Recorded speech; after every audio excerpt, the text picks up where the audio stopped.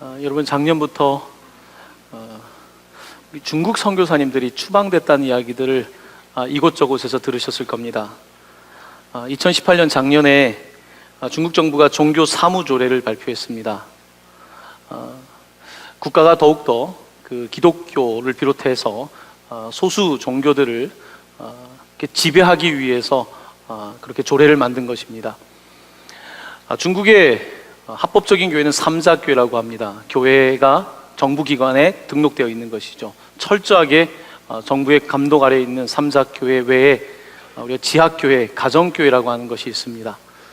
이런 교회들은 등록되지 않은 교회들입니다. 중국 정부에서는 등록되지 않은 종교 활동을 금지하고, 또한 이런 종교 활동을 하는 선교사들을 법적인 근거를 가지고 이제는 추방을 시키고 있습니다. 또한 선교사들이나 외국의 기독교 단체들이 들어와서 활동을 할 때에 건물을 임대해 준다든지 이럴 때에 막 수천만 원의 벌금을 물면서 중국 사회 안에서 기독교 탄압이 상당히 심각해지고 있습니다. 중국에 있는 많은 교회들의 십자가가 불타고 소멸되고, 그리고 건물도 파괴되는 일들이 이곳저곳에서 많이 일어나고 있습니다. 중국이 아무래도 미국과의 경쟁 관계 속에서 기독교를 서구 친화적인 우호적인 종교로 생각하고 거기에 압박을 가하는 형태입니다. 한국의 많은 중국 선교사님들도 추방되었거나 입국 거부를 당하고 있습니다. 잠시 한국에 나왔는데 들어갈 수가 없는 거예요. 입국이 거부당하니까. 곳에서 10년, 20년 선교 활동을 하는 분들이 거기에 모든 가사 도구도 다 있는데 들어갈 수가 없는, 그래서 트라우마를 겪고 있는 선교사님들의 이야기를 이곳저곳에서 듣게 됩니다. 이런 현상을 일컬어서 기독교의 중국화라고 부릅니다. 기독교를 중국화시키는 것입니다. 그러니까 중국을 기독교화시키는 것을 반대하는 거죠. 기독교를 철저하게 중국화 만들므로써 통제된, 정부가 통제하는 그런 종교를 만드는 것입니다. 종교학에서는 공산주의도 세속 종교로 분류합니다. 여기에는 종교적 가르침, 믿음의 체계, 사상이 있고, 또한 조직이 있고, 예배 형태의 어떤 그런 모습들이 있는 거죠. 그런 중국은 결국은 기독교를 중국화함으로써 기독교에 있는 어떤 핵심적인 것들은 빼고, 정부를 반대하거나 정부에게 위협이 되는 것들은 모두 제거하고 철저한 통제 아래에 두려고 하는 것입니다. 이런 영향이 주변국들에도 나타나고 있죠. 인도도 요즘 마찬가지입니다. 인도 선교사님들 중에 추방된 분들이 많이 계십니다. 들어갈 수가 없는 것입니다. 입국 거부를 당하니까요. 이런 사례들이 곳곳에 일어나고 있습니다. 우리가 선교하고 있는 네팔은 그런 면에서는 조금 자유로운 것 같지만 전도 금지법이 생겨서 공적인 곳에서 선교사들이 이렇게 전도하는 행위는 되지 않습니다. 점점 복음을 전하는 데 있어서 그런 어려움들이 생겨나는 것을 보게 됩니다. 이번 주에 어떤 북한에 다녀오신 분께 2019년 달력 한 장을 선물로 받았습니다. 달력을 보니까 그 앞에 김일성, 김정일 동지는 영원하다라고 써 있고, 제가 좀 몰랐던 건데 거기에 주체 108이라고 써 있더라고요. 주체 108. 김일성 태어난 지가 108년 되는 거죠. 그래서 주체 108이라고 써 있더라고요. 북한도 마찬가지입니다. 주체 사상은 단순한 하나의 이데올로기일 뿐만 아니라 하나의 유사 종교로서의 역할을 하고 있고, 그렇기 때문에 그런 권력에, 국가 권력에 도전하는 특별히 기독교는 상당히 통제의 대상이 되고 있는 것이 사실입니다. 바로 이러한 때에 오늘 우리는 살고 있고, 우리가 살고 있는 바로 북한과 중국과 인도까지 우리가 살고 있는 이 동북아 지역은 복음의 기회를 얻기도 하지만 또한 복음의 문이 쉽게 열리지 않을 수 있는 위험 부담을 가지고 있습니다. 전 세계의 기독교인이 가장 많은 국가는 결국 중국이 될 거라고 누구나 예측하고 있습니다. 바로 이런 때에 기독교 탄압이 심해지고 있는 것을 우리는 보게 됩니다.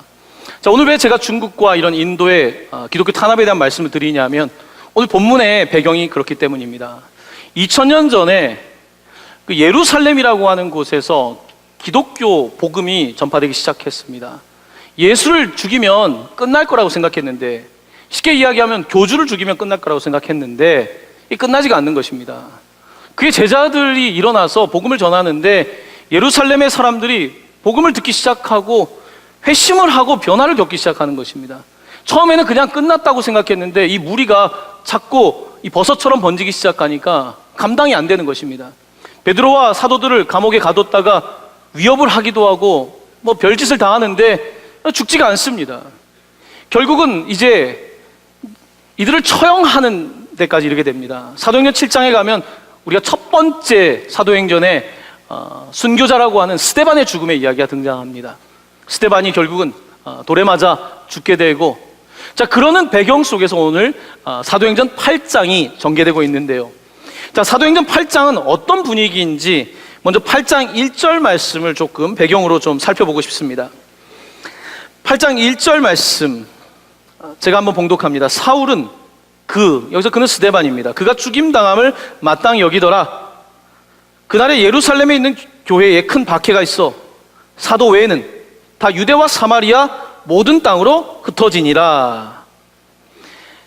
마치 지금 중국에 있는 선교사님들이 그런 어려움을 당하고 지금 많이 러시아로 가 있다고 하죠. 그 인근 국가로 가는 것입니다. 이제 중국에선 선교를 할 수 없기 때문에 돌아오게 되고, 그러면서 지금 어떻게 해야 될지 이런 고민들을 한국 교회가 하고 있는 것입니다. 한국 교회뿐만 아니라 전 세계에 있는 중국 선교사들이 같은 일을 경험하고 있는 것입니다. 자, 이런 일을 경험할 때, 박해와 어려움을 당할 때에 과연 어떻게 해야 되는가? 하나님은 어떤 일을 행하시는가? 자, 거기에 대해서 사도행전의 기록은 이렇게 하고 있습니다. 이제 4절 말씀으로 같이 가겠습니다. 자, 박해를 받는 이런 일로 인해서 어떤 일이 벌어졌는지 4절 말씀 함께 봉독합니다. 그 흩어진 사람들이 두루 다니며 복음의 말씀을 전할세. 박해가 있다 보니까 흩어지게 된 것입니다. 오히려 선교지가 넓어지게 된 거죠. 나는 꼭 예루살렘에 살아야 된다고 생각했던 사람들이 살 수가 없으니까 다른 데로 가는 거죠. 여러분, 항상 기회라고 하는 것이 내가 사는 곳에 있는 것만은 아닙니다. 그래서 유대 땅으로 가게 되고 사마리아로 가게 되고 터키 지역으로, 유럽 지역으로 각각 흩어지게 됐던 것입니다. 자, 그러면서 오히려 복음을 전하게 됐다는 거예요. 하나님의 역사는 어쩌면 이런 고난과 박해를 통해서 또 다른 문을 여시는 것을 우리는 보게 되는 것입니다. 지금 중국 지역에서 일어나고 있는 일들이 어쩌면 한편으로는 감당하기 어려운, 이런 선교사님들이 얼마나 지기 어려운 짐이겠습니까? 거기서 탄압받고 있는 중국의 성도들, 북한의 우리 크리스찬들 얼마나 어렵겠습니까? 하지만 이런 상황들이 오히려 복음 전파의 기회가 되어서 흩어져서 복음을 전하게 되었다는 것입니다. 고난은 복음 전파의 문을 엽니다. 이번 주간에 어떤 성도님의 가정에 방문하지는 못하고 이제 그 남편이 수술을 앞두고 꼭 목사님 와서 기도를 해달라고 해서 이제 새벽에 가게 되었습니다. 이 문을 열지 않죠. 남편이 여러분 복음의 문을 엽니까? 쉽지 않죠. 하지만 수술을 앞두니까, 이제 내 삶에 연약함이 드러나니까, 고난이 닥쳐오니까 문이 좀 열리는 거죠. 여러분, 고난은 문을 엽니다. 고난은 복음의 문을 엽니다. 예루살렘에 닥친 고난과 어려움이 문을 여는 것입니다. 사마리아의 문을 열 줄 누가 알았습니까? 빌립보의 문이 열릴 줄 어떻게 알았습니까? 생각하지 않았던 문들이 열리는 거예요. 우리는 여기에만 한다고 생각했는데 그게 아니라 오히려 다른 문들이 열리게 되었음을 보게 되는 것입니다. 자, 사마리아. 제자들이 사마리아 싫어하지 않았습니까? 유대인들이 그 싫어한다는 사마리아에 복음이 열리는데, 자, 5절 말씀입니다. 제가 5절 말씀 이하를 봉독합니다. 그 가운데 집사 가운데 빌립이 사마리아 성에 내려가 그리스도를 백성에게 전파하니 우리가 빌립의 말도 듣고 행하는 표적도 보고 한 마음으로 그가 하는 말을 따르더라. 많은 사람에게 붙었던 더러운 귀신들이 크게 소리를 지르며 나가고 또 많은 중풍병자와 못 걷는 사람이 나으니, 함께 봉독합니다. 그 성에 큰 기쁨이 있더라. 아멘. 사마리아 성에 치유 사역과 변화의 사역이 일어났고 큰 기쁨이 일어났다라고 말씀하고 있는 것입니다. 박해를 통하여서 문이 열리는 것이죠. 이번 주에 탈북자 목회자들을 몇 분 만나서 이제 이런저런 이야기를 전해 들었습니다. 그 가운데서 특별히 우리 남한에도 화교가 있잖아요. 북한에도 화교가 있습니다. 그러니까 국적이 중국 사람인 거죠. 한국말을 잘하는데, 북한말을 잘하는데, 그들은 그 중국과 북한을 왕래할 수 있는 그 패스포트가 있는 거죠. 이들에게 복음을 가르치는 분이 있습니다. 그러니까 화교들은 드나들 수 있으니까 이들에게 말씀을 가르치는 거예요. 근데 그들이 말씀을 공부하는데 이 공부한 걸 보니까 공부한 내용을 저한테 보여주는 거예요. 예전에 그 성경 통신학교라고 있었죠. 지금도 있습니다. 지금은 뭐 굳이 통신을 안 해도 한국에는 기독교 내용이 너무 많기 때문에 굳이 하지 않지만 통신으로 성경을 공부하는 거예요. 성경 전체를 빼알같이 써야 되고 신학적인 문제, 심지어 헌법까지 공부했더라고요. 그 두꺼운 책을 다 공부해서 한국에다 내면 수료를 하게 되는 거예요. 그런 통신으로 공부를 하고 있는데 그걸 가르쳐주고 있는 탈북자 목사님을 만났습니다. 그리고 그들의 삶의 이야기를 들으면서 고난 때문에, 어려움 때문에 복음의 문이 열리는구나. 복음의 문은 편할 때 열리는 것이 아니라 어려울 때 열리는구나. 탈북자들이 중국에 있을 때 문이 열리지만 남한에 오면 다시 닫힌다는 거 아닙니까? 결국은 우리의 삶의 고난이라고 하는 것이 복음의 문을 여는데 결국은 사마리아와 유대와 다른 땅끝까지 복음의 문을 열게 했던 것을 보게 됩니다. 자, 이제 복음의 문이 열리는데, 자, 오늘 본문 말씀은 복음의 문이 열렸는데 그 다음 내용을 이렇게 기록하고 있습니다. 여러분 14절 말씀으로 이제 오늘 본문 말씀으로 넘어옵니다. 우리 14절을 함께 봉독하겠습니다. 예루살렘에 있는 사도들이 사마리아도 하나님의 말씀을 받았다 함을 듣고 베드로와 요한을 보내매. 자, 예루살렘에 아까 사도만 남았다 그랬잖아요. 핵심들만 남아 있는데 사마리아도 하나님 말씀을 들었다는 것을 듣고 베드로와 요한을 보내게 됩니다. 베드로와 요한이 갔다는 건 무슨 뜻입니까? 가장 중심이 갔다는 거예요. 그냥 아무나 보낸 것이 아니라 베드로가 직접, 요한이 직접 가서 사마리아 원수되었던 그 사람들에게 나아가서 정말로 복음이 들어갔는가 확인하러 갔던 것입니다. 자, 그들이 그곳에 가서 근데 뭘 봤을까요? 먼저 큰 성에 기쁨을 받겠죠. 사마리아 성에 많은 사람들이 복음을 듣고 병도 나았다는 이야기, 대단한 이야기들을 듣고 막 기뻐합니다. 자, 그런데 베드로와 요한은 이 성이 좋은 소식만 들은 건 아닙니다. 자, 그들은 그곳에서 또 어떤 소식을 듣게 되었을까요? 15절과 16절입니다. 15절, 16절 말씀 함께 봉독합니다. 그들이 내려가서 그들을 위하여 성령 받기를 기도하니 이는 아직 한 사람에게도 성령 내리신 일이 없고 오직 주 예수의 이름으로 세례만 받을 뿐이더라.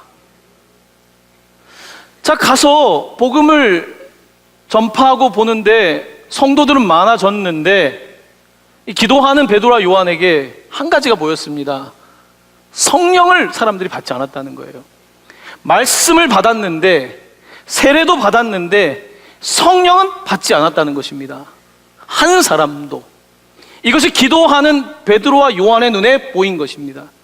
오늘 베드로와 요한이 우리 교회에 와서 혹은 옆에 있는 교회에 와서 성도님들이 찬양하고 뭐 이곳저곳에서 있었던 소식을 가지고 기뻐하는 모습을 볼 수 있습니다.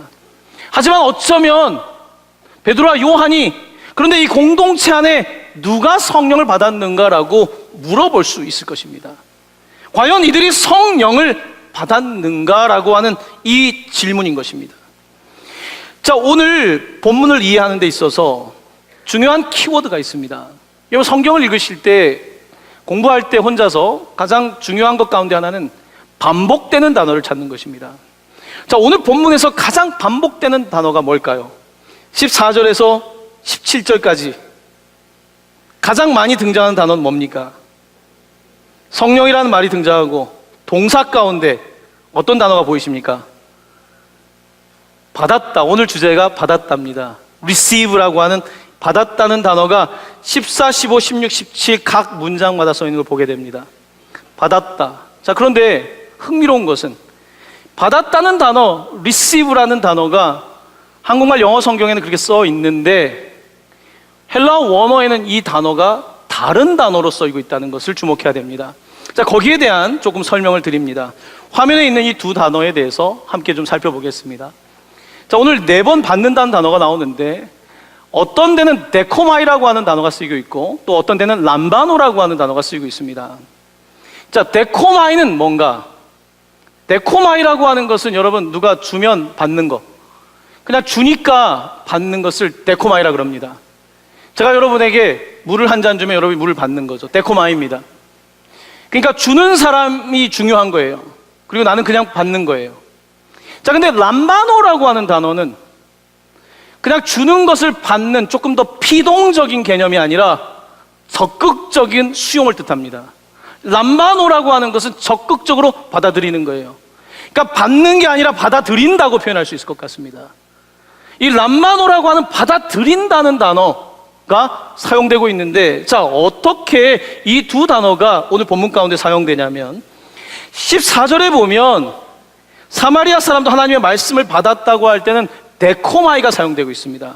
그냥 받은 거예요. 그냥 설교를 하니까 들은 거예요. 그냥 받았습니다. 자, 16절에 가면 사람들이 예수의 이름으로 세례를 데코마이 받았어요. 그냥 교회에 오면 일단 받아야 된다니까, 군대 가서 세례 받아야 된다니까 받은 거예요. 데코마이 한 겁니다. 자, 그런데 오늘 베드로와 요한은 이들이 말씀을 받았고 그리고 세례를 받았는데 그들이 람바노라고 하는 단어를 사용하면서 받지 못한 것이 있다는 것입니다. 그게 뭐냐면 오늘 15절입니다. 그들을 위하여 성령 람바노 받기를 기도했다는 것입니다.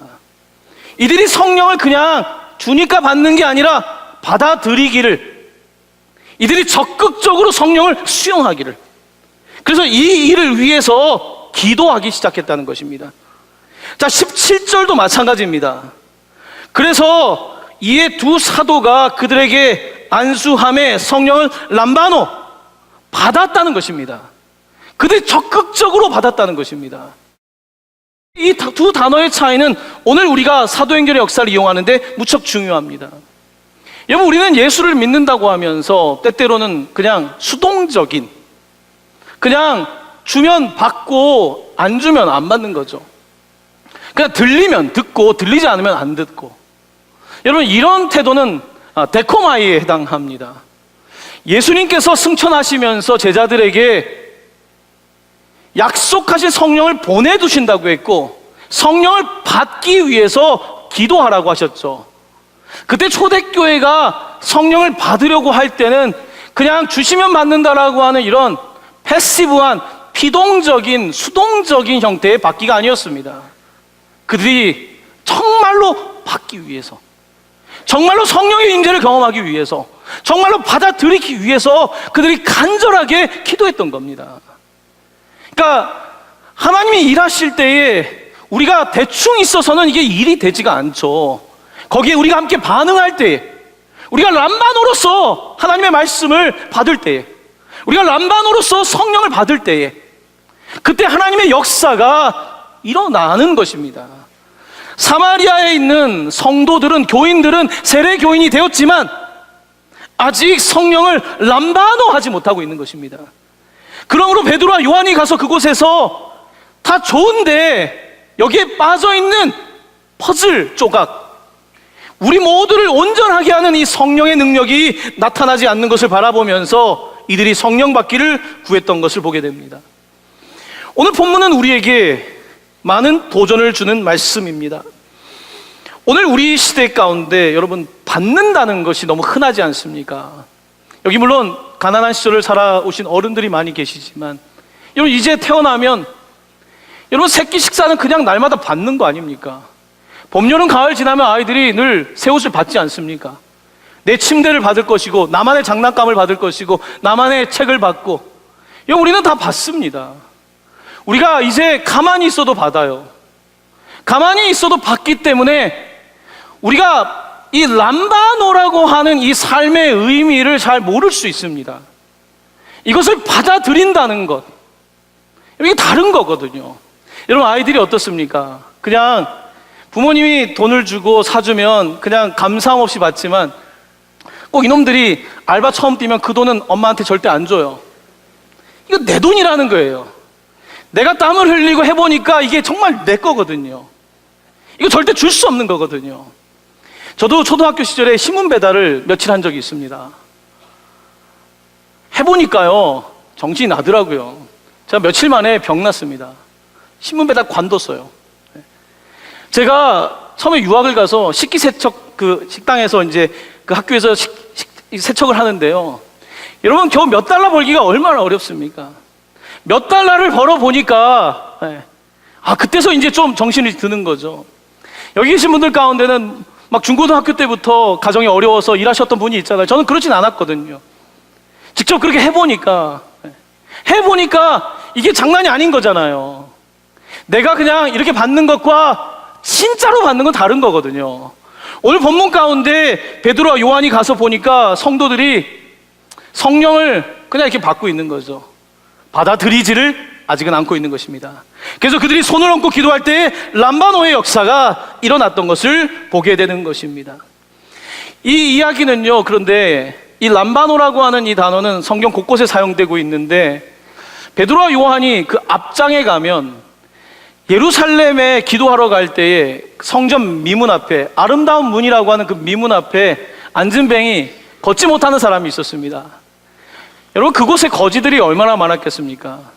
거기 사람들이 많이 다니니까 돈 달라고 하는 사람들이 질비했을 겁니다. 근데 왜 이 사람이 구원을 받게 되었을까요? 거기에 그 사람이 구걸했다고 할 때 그 단어는 받으려고 했다 할 때 람바노입니다. 그냥 이렇게 한 푼 줍쇼가 아닙니다. 람바노 적극적인 달라고 했던 거예요. 그때 그가 안진뱅이가 일어나지 않습니까? 여러분, 우리가 하나님의 일을 경험한다는 것은 그냥 하나님이 다 알아서 해주시겠지라고 하는 막연한 태도가 아닙니다. 신앙은 막연하지 않습니다. 아주 분명합니다. 구체적입니다. 우리의 손을 구체적으로 내밀고 그것을 받아들이는 것입니다. 오늘 사도행전은 계속해서 지나가면서 바울이 2차 전도 여행을 하는데 에베소에 갔을 때에 한 가지 좀 이상한 게 있었습니다. 성도가 많은데 어떤 질문을 던지냐면, 그런데 여러분들이 믿을 때에 성령을 받았습니까? 라고 묻습니다. 성령을 람바노했습니까? 라고 묻습니다. 여기 있는 사람들도 세례를 받고 했는데, 여러분 세례 교인인데 정말 예수님의 세례를 받았습니까? 세례 요한의 세례 말고 예수의 세례를 받았습니까? 라고 묻습니다. 그때 그들이 저희는 들어본 적도 없는데요 라고 대답합니다. 그때 동일한 방법입니다. 바울이 그들에게 손을 얹고 안수기도 합니다. 그때 그들이 성령을 받게 되고 방언을 하게 되고 예언을 하게 되고 성령의 은사가 나타났다고 성경은 기록하고 있는 것입니다. 여러분, 우리는 성령을 받으려면 정말 전폭적으로 받아야 되는데 생각이 너무 많잖아요. 괜히 성령 얘기하면 내 지성이 좀 불편하지 않습니까? 내 경험이 불편하지 않습니까? 다른 사람이 나 보면 너무 지나치다고 생각하지 않을까? 우리는 그런 것들의 그 문화적 영향력에 의해서 타인들을 생각하면서 그렇게 살거든요. 하지만 사도행전은 그렇지 않습니다. 에스겔이 47장에 보면 환상을 봤습니다. 어떤 환상이었냐면 예루살렘 성전에 물이 흘러가는 거예요. 물이 흘러가는데 예루살렘에서부터 시작된 프레시 워터가, 그러니까 아주 신선한 물이 흘러가는데 처음에는 발목까지 옵니다. 그 다음에 무릎까지 옵니다. 그 다음에 허리까지 오고, 그리고 나중에는 그 환상 가운데 이 강이 커져가지고 헤엄치지 못할 그럴 강이 되었다고 말합니다. 바로 하나님의 놀라운 성령의 능력이, 예루살렘에서 시작된 그 능력이 모든 열방을 덮는 이야기를 하고 있습니다. 부천동각교회가 개척되었을 때에 어떤 권사님이 그런 환상을 보았다고 하죠. 이곳에서 성령의 막 물이 흘러내려가지고 막 이 일대가 흥건하게 젖는, 마치 에스겔이 보았던 것처럼 그걸 꿈속에서 보고 이게 생신지, 그런 이야기를 제가 전해드린 적이 있습니다. 사랑하는 성도 여러분, 우리가 목욕을 하러 가서 족욕을 할 수 있습니다. 발을 담궈 놓고서 족욕만 해도 좋아요, 그렇죠? 특별히 바깥 온도가 차가우면 족욕하면 굉장히 좋아요. 하지만 족욕과 탕에 다 들어간 건 완전히 다른 겁니다. 발 정도 담궜을 때는 좋다, 몸을 다 넣으면 어때요? 다른 겁니다. 수돗물에 들어간 것과 유황온천에 들어간 건 다른 거예요. 여러분, 성령의 경험이라고 하는 것은 굉장히 다른 경험입니다. 제가 처음으로 해외여행을 했던 것이 대학교 3학년 때입니다. 그때 알바를 하고 해서 돈을 모아가지고 처음 간 곳이 이탈리아였습니다. 이탈리아 서양사 공부했죠. 이탈리아 처음 도착했을 때 거기서 보는 이탈리아는요, 로마는 이게 로마구나. 그거 어떻게 설명합니까, 로마를? 성령도 마찬가지거든요. 성령 어떻게 설명합니까? 성령을 경험한다는 걸 어떻게 설명합니까? 전 중학교 때 제가 성령을 경험했을 때, 처음 그 뜨거운 말할 수 없는 감격이 있을 때, 방언 기도가 터져 나왔을 때, 여러분 그건요 굉장히 달콤한 경험입니다. 시간이 가지 못하는 경험, 시간이 도대체 가는지를 모르겠는 경험이고요. 그 표현들은 놀라운 살아있는, 그건 어떤 것과 비교할 수 없는 굉장히 매혹적인 경험이거든요. 성령이라고 하는 이 경험은, 하나님의 임재라고 하는 것은요, 우리의 삶 속에서 정말 해보지 않으면 모르는 건데, 우리는 어떻게 생각하냐면 성령을 이제 배제시키기 시작한 거예요. 성령을 이야기하면 사람들이 과학시대에 맞지 않는다고 생각하는 거죠. 그래서 성령보다는 커트하는 거죠. 이것 이래서 저러고, 이건 저래서 그렇고. 제가 설교 때 몇 번 말씀드렸지만, 미국의 유명한 누굽니까? 벤자민입니까? 그 사람은 성경을 읽는데, 여러분 미국의 워싱턴 DC에 있는 그의 박물관에 가보면 성경책을 다 오려놨어요. 자기의 성경이 있습니다. 그러니까 여기에 믿을 수 없는 건 다 잘라놨어요. 그게 성경책 보면 굉장히 재밌습니다. 이 성경책이 아닌 거예요. 내가 읽기 싫은 거는 다 잘라냈어요. 이건 믿을 수 없다는 거예요. 그래서 이게 진짜 성경이라는 거예요. 여러분, 그에게 성령의 역사가 있겠습니까? 왜냐하면 성령보다 내 지성이 앞서 있는데요. 내 경험이 성령보다 앞서 있는데 도대체 무슨 일이 일어나겠습니까? 그런데 초대교회의 역사는 그런 역사가 아니었습니다. 성령의 역사는요, 도무지 상상하지 못했는데 성령이 오셔서 도대체 이게 무슨 일이지? 그러니까 사람들이 뭐라고 하냐면 저 사람들 술에 취했다는 거예요. 새술에 취했다는 거예요. 처음 술 마셔보셨을 때 여러분 어땠었습니까? 처음 술 마셔봤어요. 저 대학교 때 신입생 환영회 때 처음 마셨거든요. 막집이라는 데서 대학교 앞에서 마셨거든요. 좋더라고요. 한번 넘어졌는데 일어나질 못해. 이게, 제가 그때 신앙인이었지만 제가 처음 어떻게 술을 마셨는지 아십니까? 처음 마신 거예요. 세상을 알아야지, 대학생활 하려면. 그래야 복음 전하지. 그때 이후로 저는 술을 사랑하는 사람이 되더군요. 여러분, 그 경험이라고 하는 것을 해봐야 하는 거잖아요. 근데 이 성경은 그런 놀라운 세계가 있으면 우리에게 말씀하고 있고, 그런 일이 없이 복음이 중국과 여기까지 올 일이 없습니다. 지성으로 어떻게 갑니까? 되지 않습니다. 성경은 우리에게 성령의 역사가 예전에 있었을 뿐만 아니라 오늘도 있다는 것입니다. 오늘도 성령이 있는데 우리는 그냥 이러고 있는 거죠. 정말로 람바노로서 성령을 받으려고 하지 않는 것이죠. 여러분, 내가 안 받으려고 하는데 하나님 주시겠습니까? 하나님은 그런 사람들에게 주시지 않습니다. 사랑하는 성도 여러분, 오늘 본문 말씀을 통해서 우리는 다시 보아야 합니다. 과연 내 삶 속에 나는 성령을 정말로 받아들이고 그와 함께 살기 원하는가? 예수님께서는 부활하신 이후에 제자들에게 나타나셔서 요한복음 20장에서 굉장히 흥미로운 말씀 하나를 주십니다. 화면에 있는 이 말씀을 함께 봉독합니다. 시작. 이 말씀을 하시고 그들을 향하사 숨을 내쉬며 이르시되 성령을 받으라. 람바노입니다. 성령을 받으라는 것입니다. 그동안은 그냥 주면 받고 주지 않으면 안 받고, 그건 뭡니까? 내가 주인 된 거죠. 여전히 내가 주인 되어 있는 사람에게 어떻게 성령이 들어갑니까? 왜 어린 심령에 왜 성령이 들어갑니까? 내 생각을 그렇게 가지고 있지 않으니까요. 하나님에 대한 생각으로 꽉 차니까. 제가 중학교 시절 잘 생각해 보니까 그때 하나님으로 꽉 차 있었던 것 같아요. 다른 생각이 들어올 여지가 없으니까. 다른 생각이 들어올 여지가 없을 때 성령이 들어오시고 그때 온전히 내 삶을 지배하시더라고요. 그런데 내가 생각이 많아지고 학식이 많아지고 이제 스펙을 쌓기 시작하고 하니까 하나님께서 내 삶에 들어와서 일하시기보다는 내가 결정한 것, 내가 배운 것 가지고 하니까 내가 그것밖에 안 되는 거예요. 사랑하는 성도 여러분, 성령은 공부하는 것이 아닙니다. 성령은 받는 것입니다.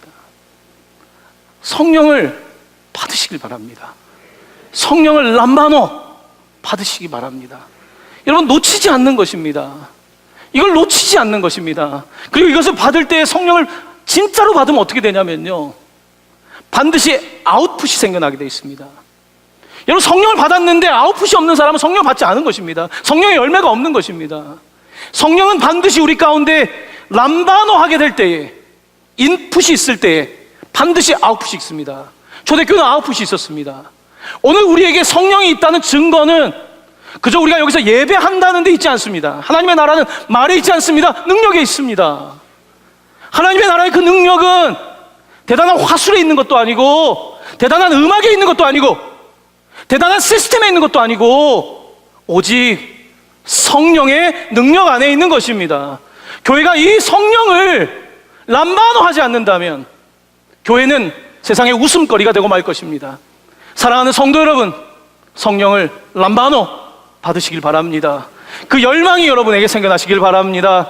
이 시간 함께 기도하기 원합니다.